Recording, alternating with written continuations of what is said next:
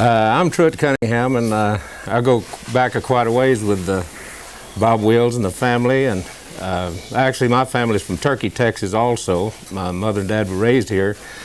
And I was raised in Muleshoe, and Bob owned a farm there, and his dad lived there.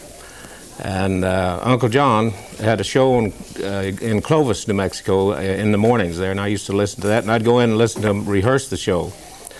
Anyway, Tommy Duncan left the band in 1948, October, I believe it was, and I was working with another band in Modesto, California, and Bob had heard me on the KTRB in Modesto.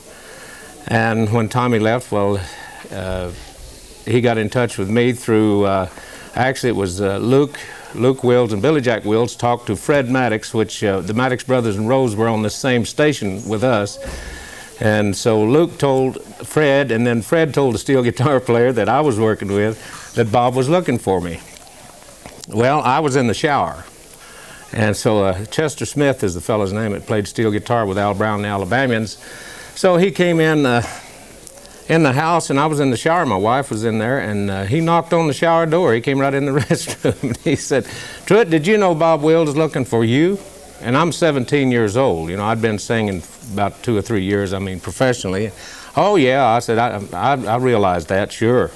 I thought he was joking, and so I got out of the shower, and he was serious. He said, "No, Bob is looking for you." This is when Bob was in Sacramento at Wills Point. So the next day, we were playing in Marysville, which is north of Sacramento, about 45 miles, something like that. We were playing at a place called Moonlight Dance Hall up there. So I thought, well, I'll just give Bob a call. They had a radio show at noon every day out of Sacramento.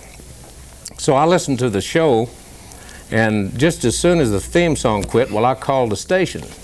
And the girl came on, and she said, "Hello." I said, "Hello, could I speak to Bob Wills?" I had no idea that he'd answered the phone even.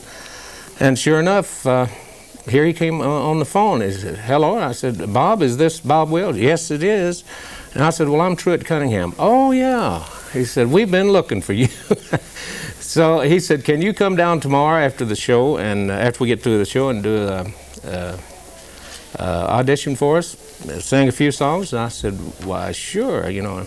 Actually, I told him I was pretty busy, you know. But, no, anyway, Al Brown was good enough to let us borrow his band bus to go down there, and so I auditioned after the show, and I was so nervous. Of course, anybody would have been, because the way Bob did that show in the studio, he set the mic right here, and then he was facing the band, so the band was all around in front of him. And you'd imagine a 17-year-old kid that hadn't been singing that long, no experience, green, getting in front of the Texas Playboys at the time. They were really riding high, you know. And I must have sung, I bet you I sung 2 hours. And Bob was, and Dean McKinney, Evelyn and Dean McKinney were in the control room with Bob at that time. And they were in the control room listening. So well, when I got through, well, Bob walked out of the studio. And I thought, well, he's just going to leave without saying anything to me, you know. And I'm standing there. He walked out, and Uncle John, his Wills, his dad, was sitting out. And at that time, the studios had the glass panels, you know, where the visitors could watch the radio show.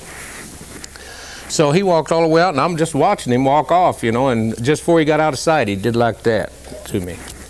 So he went outside, and he sat on the banister of the stairway out in the hall. And so I walked out there, and I walked up to him, and I said, "Well, Bob, what do you think?" You know, like that. And he said, "You got it." And of course, and then he proceeded to tell me the do's and don'ts of, because I was, like I say, I was really young, but I was already married.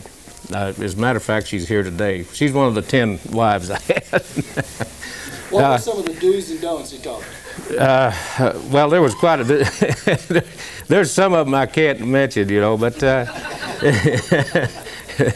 but anyway, no, he just, you had to be pretty straight, you know, and especially when you're working the band, with the band, you got to be friendly, you got to meet people, and don't get to thinking you're the best thing in the world, because there's always somebody better than you know.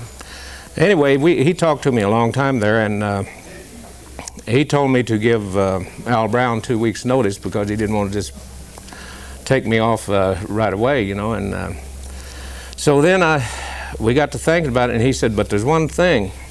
We're going back to Texas and Oklahoma for 9 months on tour. And of course, the wives weren't allowed on tour, surely never were. And I had just gotten married. I was 17 years old, and I just got married, and I couldn't leave my wife. And so Jack Lloyd, another singer with another band on KTRB, I went to a dance where they were playing one night, and I told Jack about this. So he went up and auditioned and got the job and went with Bob. But finally, I always say that I auditioned in 1948, and it took Bob till 1954 to make up his mind. But really, I was playing in a club over in Monterey, California in 1954, and I got in a little argument with a guitar player. We had some differences, not real bad, but I was tired of the club. I'd been in it for about 2 years then. So I told my wife, I told Vera, I said, Bob is in Redwood City tomorrow night. I think I'll just go up and tell him if he's still interested in me going, I'm ready. And that's what I did. I went up in an intermission. I was backstage with him, just me and him and talking. I said, Bob, would you still be interested in me going with you, singing with you? Why, sure, like that. And Lee Ross was singing with him. He really didn't need me, So I think all he really needed was a bass man. Anyway, I went with him in 1954, and I worked with him, I think, 6 months. We went down, spent most of the time in Los Angeles. But we played, just the West Coast is where I played. I never worked with him back in Texas and Oklahoma. But it feels good to be back doing this. You asked me about a story about kind of a funny story about Bob. He used to pick me up in Modesto. He lived in Sacramento, and when we were in L.A., we was there about 2 months. And he would pick me up there in a little drive-in. So he wouldn't have to drive down to the house, to pick me up. I'd meet him at this drive-in, and Vera was usually with me. And which he took a liking to us. We was just young kids, had three kids of our own. We was just kids. But anyway, he just really liked us, and so evidently Vera had mentioned drinking to him, asked Bob if I was drinking too much or something like that, Well, at the time, this drive-in didn't have a restroom. So I went across the street to a service station to go to the bathroom. And while I was gone, he came. See, he hadn't got there yet, and Vera was there, so she had time to talk to him. It couldn't have been over 5 minutes. So we left, and on the way to Fresno, we just got out of Fresno, and Bob moved over by me and put his arm around me. If it had been somebody behind us, they said, whoa, man. He moved over there and had his arm around me, and he said, got real close, Mayor. He said, Truit, you got a nice little wife. You know that, don't you? And I said, I sure do, Bob. He said, do you think maybe you've been drinking too much?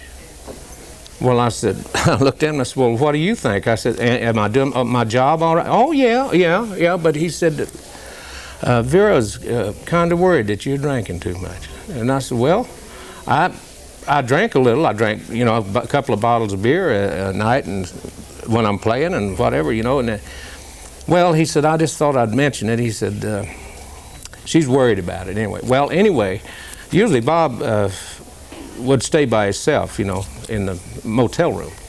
Well, we got to Los Angeles and we rehearsed in the motel room. We got there about 10 o'clock that night, and we had a TV show the next day, and the whole band was there. And we rehearsed what we were going to do on the show the next day. So we got done with the rehearsal, and Bob got up and he said, well, boys, I think we've got it for tomorrow. He said, I think I'll turn in. He said, Truit, come out and help me with my bags. So I went out and got in the luggage compartment of the car. We opened it, and Bob carried in one of his suitcases. I carried the other one in, and so I went back to get mine, and I turned around and I said, well, Bob, do you